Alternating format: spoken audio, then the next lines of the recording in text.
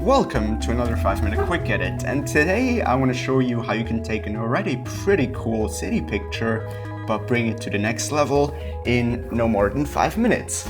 So let's get started. First thing I want to do is just bring up the shadows a little bit and also bring up the whites. Bringing up the whites can do so much in terms of punch of the whole picture. One trick is to actually bring down the highlights, because then you retrieve all of this highlight detail, and then you can even go further into the plus whites, whereas having the highlights at 0 would just kind of make it look a little bit too bright and weird. It's actually mixed that with exposure as well, because I just want to make this whole picture very bright, very punchy. Another tip is the total curve. So bringing up the highlights can do a lot because it will just affect the very bright parts. Also bring up the lights. I'm even going up here into the whites to make it balance a bit better. Now bring up the contrast just a little bit, and it works especially well in cityscape pictures at night. And another thing is bringing the clarity all the way to the right, and just look at it, what it actually does.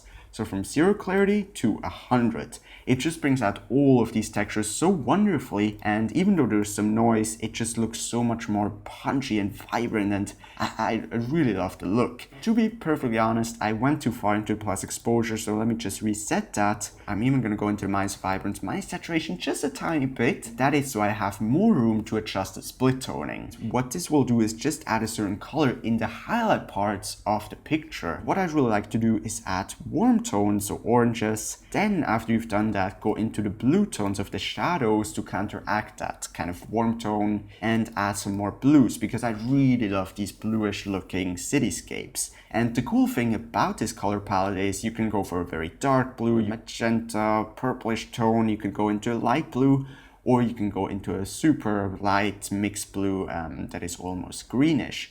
And I really love that look right here. So what I'm going to do is add kind of quite a lot, even like 40% in the shadows, more than in the highlights even, and go up into HSL tool. Just grab this little pinpointer, grab it over the blues, and fine adjust that just a hint more light blue. Bring up the saturation for the aqua color as well as the blues just slightly. Bring up the saturation for the warm tones, because it really helps to bring out these warm tones, and it also creates color separation. So you not only have everything blue, but rather a nice mix from blue to warm tone. Well, going back down into the, well, what did I want to do again? Oh yeah, transform. So just click on auto here, that will just straighten everything. Another thing that I actually forgot in the HSL tool is going over the orange tones and bring the oranges more distinctly into the oranges. Doesn't do a whole bunch of stuff, but here's before the HSL tool, here's after. Just really helps with the color separation. Okay, now going to the radial filters for the local adjustments. Go a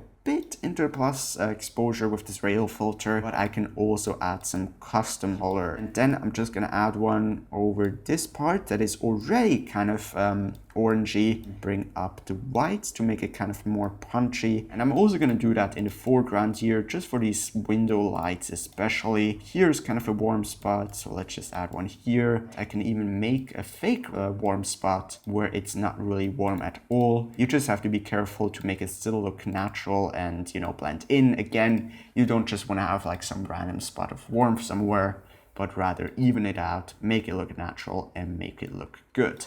Okay, now we already have so much more contrast between the warm tones and the blue tones. Here's before, well, this before, this after.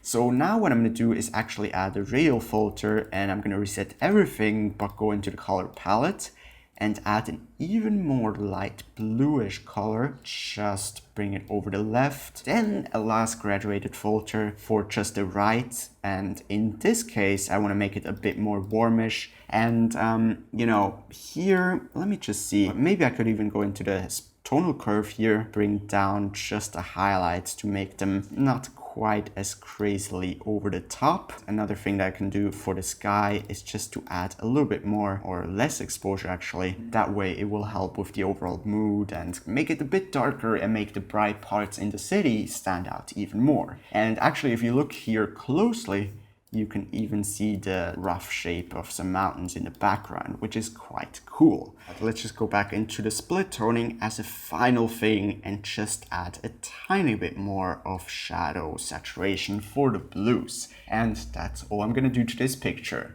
Now keep in mind this is a very quick edit and you could do so much more detailed and fine adjusting stuff to the whole picture. This is actually the photo that I ended up with yesterday after editing it for a long time. It's a bit more dreamy, looks a bit more blending in with all of the colors. Here it's a bit more harsh. What I could certainly do is add a rail filter with just nothing except for a bit of plus whites minus clarity in some certain areas to make it a bit more dreamy and soft.